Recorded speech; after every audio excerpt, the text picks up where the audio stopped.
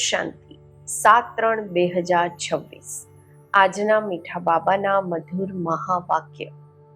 મીઠા બાળકો, તમે આ સમયે બાપની સાથે સેવામાં મદદગાર બન્યા છો, એટલે તમારું સિમરણ થાય છે, પૂજન નહીં, કારણ કે શરીર અપવિત્ર છે. પ્રશ્ન છે, કયો નશો તમારા બાળકોની બુદ્ધિમાં નિરંતર રહેવો જોઈએ?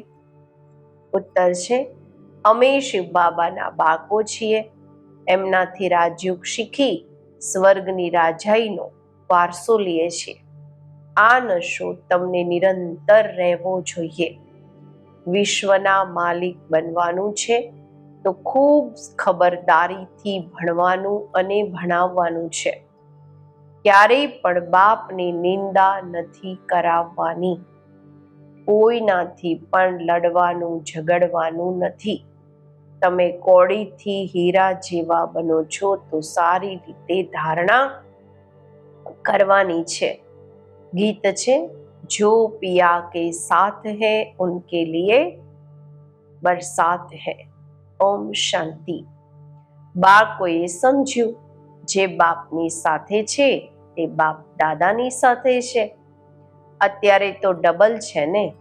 આ સારી રીતે સમજાવવામાં આવે છે. બ્રહ્મા દ્વારા પરમપિતા પરમાત્મા શિવ સ્થાપના કેવી રીતે કરશે? આ તો જાણતા નથી. એ લોકો તો જાણતા નથી, તમે બાળકો જ જાણો છો. એમને પોતાનું શરીર છે નહીં. શ્રી કૃષ્ણને તો પોતાનું શરીર છે. એવું તો કહેવામાં નથી આવતું કે પરમાત્મા શ્રી કૃષ્ણના શરીર દ્વારા. નહીં, શ્રી કૃષ્ણ તો છે સતયુગના પ્રિન્સ. પરમ પિતા પરમાત્મા બ્રહ્મા દ્વારા સ્થાપના કરાવે છે, તો જરૂર બ્રહ્મામાં પ્રવેશ કરવો પડે.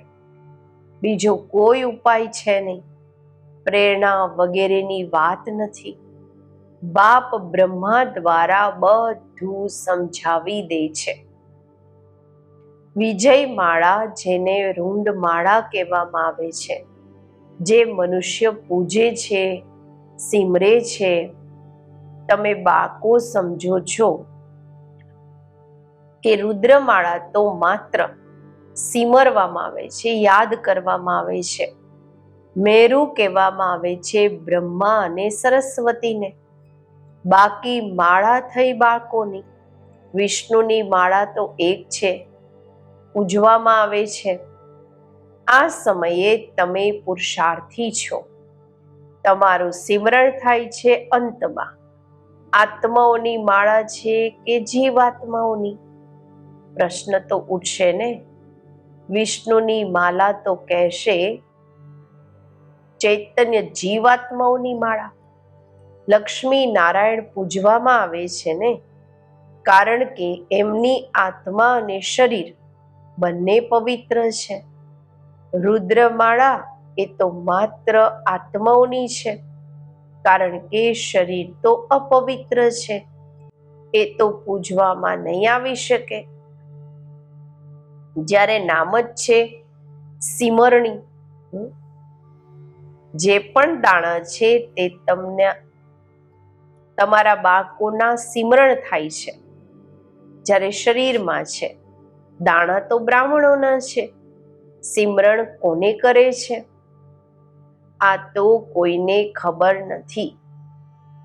આ છે બ્રાહ્મણ, જે ભારતની સેવા કરે છે, એને યાદ કરે છે.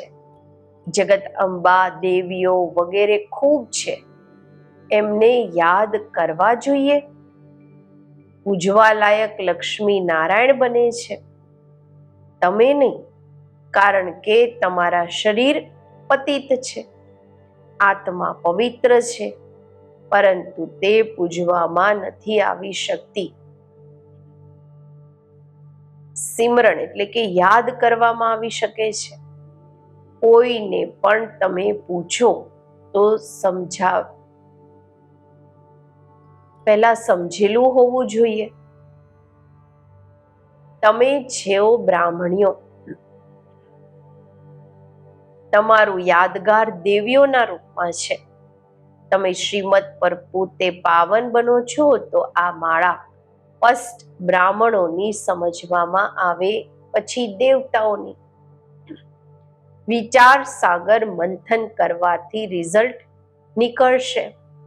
જ્યારે આત્માઓ શાલિગ્રામ રૂપમાં છે ત્યારે પૂજવામાં આવે છે.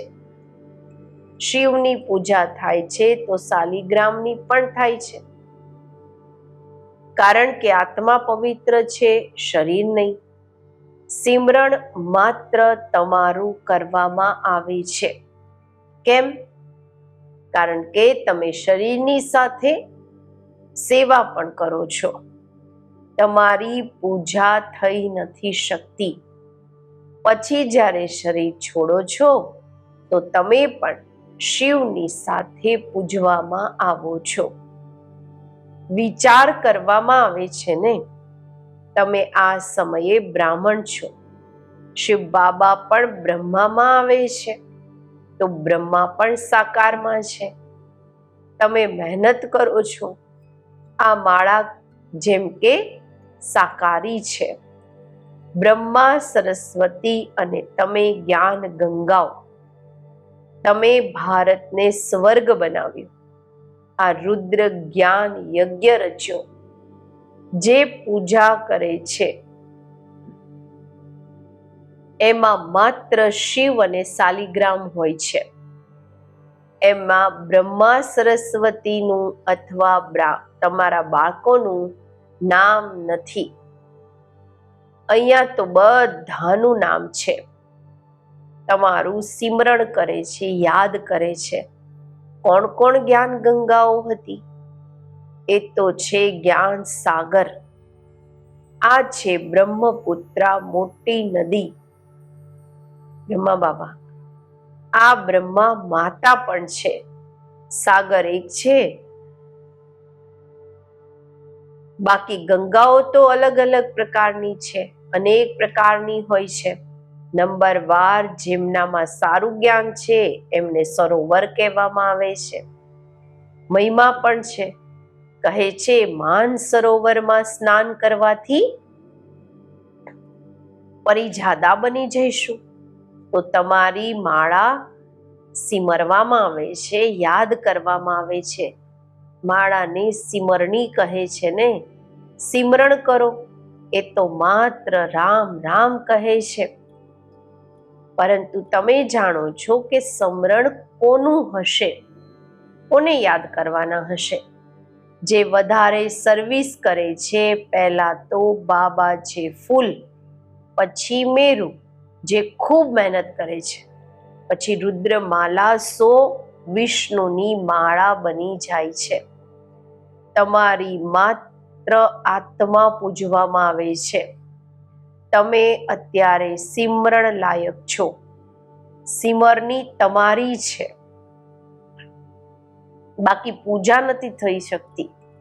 કારણ કે આત્મા પવિત્ર અને શરીર અપવિત્ર છે. અપવિત્ર વસ્તુ ક્યારેય પૂજવામાં નથી આવતી. જ્યારે રુદ્રમાળા બનવા લાયક બની જાઓ છો પછી અંતમાં તમે શુદ્ર બની જાઓ છો. તમને સાક્ષાત્કાર થશે. પાસ વિથ ઓનર કોણ કોણ થાય છે? સર્વિસ કરવાથી નામાચાર ખૂબ થાય છે. ખબર પડી જશે વિજય માળામાં નંબરવાર કોણ કોણ આવશે. આ વાતો ખૂબ ગુહ્ય છે. મનુષ્ય તો માત્ર રામ રામ કહે છે. ક્રિશ્ચન લોકો ક્રાઇસ્ટને યાદ કરે છે. માળા કોની હશે? ગોડ તો એક જ છે. બાકી જે પાસે બેઠા છે એમની માળા બનતી હશે. આ માળાને તમે અત્યારે માત્ર સમજી શકો છો. પોતાને આદિ સનાતન દેવી દેવતા ધર્મવાળા જ નથી સમજી શકતા તો બીજા કેવી રીતે સમજશે?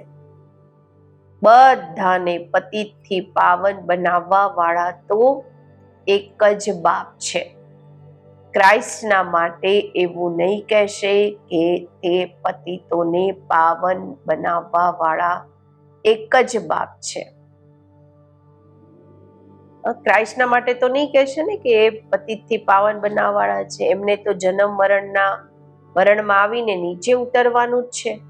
વાસ્તવમાં એમને ગુરુ પણ નહીં કહીશું, કારણ કે સર્વના સદગતિ દાતા એક જ બાપ છે. એ તો જ્યારે અંત થાય, ઝાડ જર્જરીભૂત થઈ જાય, ત્યારે બાપ આવીને બધાને સદગતિ આપે છે. આત્મા ઉપરથી આવે છે ધર્મની સ્થાપના કરવા. એને તો જન્મ મરણમાં આવવાનું છે. સતગુરુ એક જ છે, તે સર્વના સદગતિ દાતા છે. સાચા સદગુરુ મનુષ્ય કોઈ હોઈ ન શકે. એ તો માત્ર આવે છે ધર્મ સ્થાપન કરવા. એમની પાછળ બધા આવવા લાગે છે પાર્ટ ભજવવા. જ્યારે બધા તમો પ્રધાન અવસ્થાને પામે છે, ત્યારે હું આવીને સર્વની સદગતિ કરું છું. બધા પાછા જાય છે, પછી નવેસર ચક્ર શરૂ થાય છે. તમે રાજયોગ શીખો છો, તે રાજાઈ મેળવશે. પછી રાજા બને કે પ્રજા બને, પ્રજા પણ તો ઢેર બને છે. મહેનત છે રાજાઈ પદ પામવાની. અંતમાં પૂરી ખબર પડશે કોણ વિજય માળામાં ઓરવામાં આવશે. બાબા કહે છે, અભણ ભણેલાની આગળ ભરી ઢોશે, એનું કામ કરશે. સતયુગમાં આવશે, પરંતુ નોકર ચાકર બનવું પડશે. આ બધાને ખબર પડી જશે. જેમ પરીક્ષાના દિવસોમાં બધાને ખબર પડી જાય છે કે કોણ કોણ પાસ થશે. બાબા કહે છે, ભણવા પર અટેન્શન નથી હોતું તો ફેલ થઈ જાય છે. તમારું આ છે બેહદનું ભણતર. ઈશ્વરીય વિશ્વવિદ્યાલય તો એક છે, જ્યાં મનુષ્યથી દેવતા બનવાનું છે. એમાં નંબર વાર પાસ થાય છે. ભણવાનું ભણતર એક જ રાજયોગનું છે. રાજાઈ પદ પામવામાં મહેનત છે અને સર્વિસ પણ કરવાની છે. રાજા જે બનશે એમને પછી પોતાની પ્રજા પણ બનાવવી પડે. સારી સારી બાકીઓ મોટા મોટા સેન્ટર્સ સંભાળે છે, ખૂબ મોટી પ્રજા બનાવે છે. બાબા પણ કહે છે, મોટો બગીચો બનાવો તો બાબા પણ આવીને જુએ. અત્યારે તો હજુ ખૂબ નાનો છે. બોમ્બેમાં તો લાખો થઈ જશે. સૂર્યવંશી તો આખી ડિનાસ્ટી હશે ને, તો ઢેર આત્માઓ આવશે. બાબા કહે છે, જે મહેનત કરે છે તે રાજા બને છે, બાકી પ્રજા તો બનતી જશે. ગાવામાં પણ આવ્યું છે, હે પ્રભુ તારી સદગતિની લીલા. તમે કહો છો, વાહ બાબા, તમારી ગતમત તમે જ જાણો, ખૂબ ન્યારી છે. સર્વના સદગતિ કરવાની શ્રીમત આ સૌથી ન્યારી છે. બાપ સાથે લઈ જાય છે, છોડીને નથી જતા. નિરાકારી, આકારી, સાકારી લોકને પણ નથી જાણતા. માત્ર સૃષ્ટિના આદિ મધ્યંતને જાણવું એ પણ કમ્પ્લીટ નોલેજ નથી. પહેલા તો મૂળ વતનને જાણવું પડે, જ્યાં અમે આત્માઓ રહીએ છીએ. આ આખા સૃષ્ટિ ચક્રને જાણવાથી તમે ચક્રવર્તી રાજા બનો છો. આ બધી કેટલી સમજવાની વાતો છે. એ તો કહી દેશે શિવ નામ રૂપથી ન્યારા છે, ચિત્ર પણ છે, છતાં પણ કહે છે નામ રૂપથી ન્યારા. પછી કહી દેશે સર્વવ્યાપી છે. એક એમપીએ કહ્યું હતું કે આ હું નથી માનતો કે ઈશ્વર સર્વવ્યાપી છે. મનુષ્ય એકબીજાને મારે છે, શું આ ઈશ્વરનું કામ છે? આગળ ચાલીને આ વાતોને સમજશે જ્યારે તમારી પણ વૃદ્ધિ થશે. બાબાએ રાત્રે પણ કોઈને સમજાવ્યું. જે પોતાને હોશિયાર સમજે છે તેવા એવા પત્ર લખે. આ પૂરી નોલેજ શું છે એને સમજવું જોઈએ. બાબા કહે છે લખી શકો છો, અમે પૂરી નોલેજ આપી શકીએ છીએ, મૂળ વતનની નોલેજ આપી શકીએ છીએ, નિરાકાર બાપનો પણ પરિચય આપી શકીએ છીએ. પછી પ્રજાપિતા બ્રહ્મા અને એમના બ્રાહ્મણ આત્માઓના ધર્મની બાબા કહે છે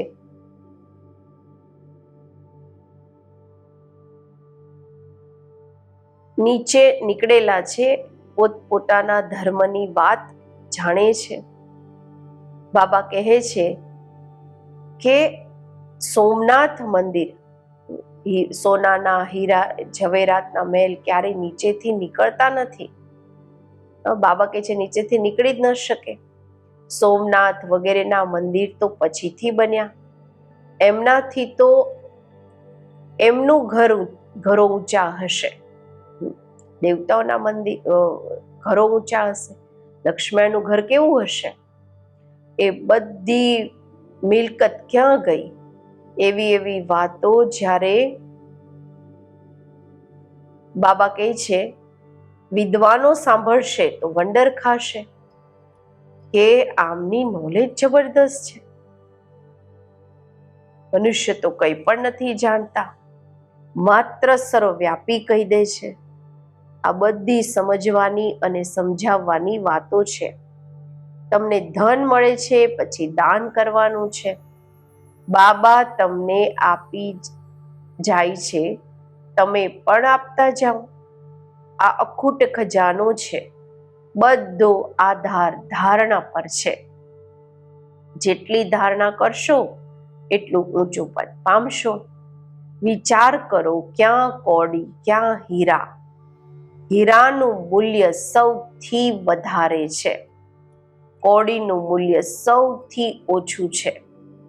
અત્યારે તમે કોડીથી હીરા જેવા બનો છો. આ વાતો ક્યારેય કોઈના સ્વપ્નમાં પણ ન આવે. માત્ર સમજશે કે બરોબર લક્ષ્મી નારાયણ નું રાજ્ય હતું જે થઈને ગયા છે. બાકી આ રાજ્ય ક્યારે કોણે આપ્યું આ કંઈ જાણતા નથી. રાજાએ કોણે આપી અહીંયા તો કંઈ પણ નથી. રાજયોગથી સ્વર્ગની રાજાઈ મળે છે. આ વંડર છે ને. સારી રીતે બાળકોની બુદ્ધિમાં નશો રહેવો જોઈએ, પરંતુ માયા પછી તે સ્થાયી નશો રહેવા નથી દેતી. અમે શિવ બાબાના બાળકો છીએ. આ નોલેજ ભણીને અમે વિશ્વના માલિક બનીશું. આ ક્યારેય કોઈની બુદ્ધિમાં આવતું હશે શું? તો બાપ સમજાવે છે બાળકોને કેટલી મહેનત કરવી જોઈએ. ગુરુના નિંદક ઠોર ન પામે. આ અહીંયાની વાત છે. એમની તો લક્ષ્ય ને ઉદ્દેશ્ય જ નથી. તમારું તો લક્ષ્ય ને ઉદ્દેશ્ય છે. બાપ, ટીચર, ગુરુ ત્રણેય જ છે. તમે જાણો છો આ ભણવાથી અમે વિશ્વના માલિક બનીએ છીએ. કેટલી ખબરદારીથી ભણવાનું અને ભણાવવાનું છે. ભણાવવું જોઈએ. એવી કોઈ વાત ન હોય જે નિંદા કરાવી દો. ન કોઈથી લડવાનું ઝઘડવાનું છે. બધાથી મીઠા બોલવાનું છે. બાપનો પરિચય આપવાનો છે. બાબા કહે છે દે દાન તો છૂટે ગ્રહણ. બાબા કહે છે નંબર 1 દાન છે તે અભિમાન. આ સમય તો તમે આત્માભિમાની છો અને પરમાત્માભિમાની બનો છો. આ અમૂલ્ય જીવન છે. બાપ કહે છે કલ્પ કલ્પ હું તમને એવી રીતે ભણાવવા આવું છું, પછી તમે ભૂલી જાઓ છો. આ પણ ડ્રામામાં નોંધ છે. મીઠા મીઠા સિકિલધા જ્ઞાન રત્ન ધારણ કરવા વાળા અને સર્વિસ કરવા વાળા બાળકો પ્રત્યે માત પિતા બાપ દાદાના યાદ પ્યાર અને ગુડ મોર્નિંગ. રૂહાની બાપના રૂહાની બાળકોને નમસ્તે. આપણે રૂહાની બાળકોના રૂહાની બાપને નમસ્તે. ધારણા માટે મુખ્ય સાર. પહેલું છે બધા સાથે મીઠું બોલવાનું છે. એવી કોઈ વાત નથી કરવાની જેનાથી બાપની નિંદા થાય. દેહ અભિમાનનું દાન કરી આત્માભિમાની અને પરમાત્મા અભિમાની બનવાનું છે. બીજું છે જે જ્ઞાન ધન મળ્યું છે એનું દાન કરવાનું છે. બાબા કહે છે ભણવાથી રાજાઈ મળે છે. આ નશામાં સ્થાયી રહેવાનું છે. અટેન્શન આપીને ભણવાનું છે. ભણતર ભણવાનું છે. વરદાન છે સાક્ષીપણાની સીટ દ્વારા પરેશાની શબ્દને સમાપ્ત કરવા વાળા માસ્ટર ત્રિકાળદર્શી ભવ. આ ડ્રામામાં જે કંઈ પણ થાય છે એમાં કલ્યાણ ભરાયેલું છે. કેમ શું નો ક્વેશ્ચન સમજદારની અંદર ઉઠી જ નથી શકતો. નુકસાનમાં પણ કલ્યાણ સમાયેલું છે. બાપનો સાથ અને હાથ છે તો કલ્યાણ થઈ નથી શકતું. એવા શાનની સીટ પર રહો તો ક્યારેય પરેશાન નથી થઈ શકતા.